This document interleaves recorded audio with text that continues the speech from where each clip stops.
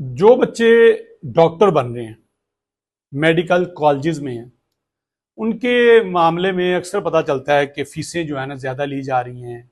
वाजबात की मद में बहुत ज़्यादा पैसे चार्ज किए जा रहे हैं, खासकर प्राइवेट मेडिकल कॉलेजेस के हवाले से।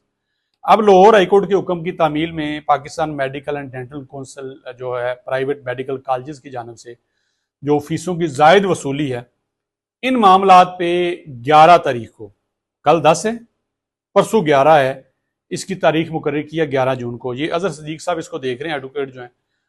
अगर किसी तालब इलम को शिकायत है और उसको लगता है कि मैंने बारहा दफा अपने कॉलेज को बताया है, पीएमडीसी को बताया है, तो मेरी किसी ने नहीं सुनी और मैं बहुत ज्यादा मेरे से पैसे चार्ज कर रहे हैं, बल्कि ज्यादा, थोड़े से भी ज्यादा चार्ज कर रहे हैं, तो आप ये शिकायत जो है ये रजिस्टर करा सकते हैं।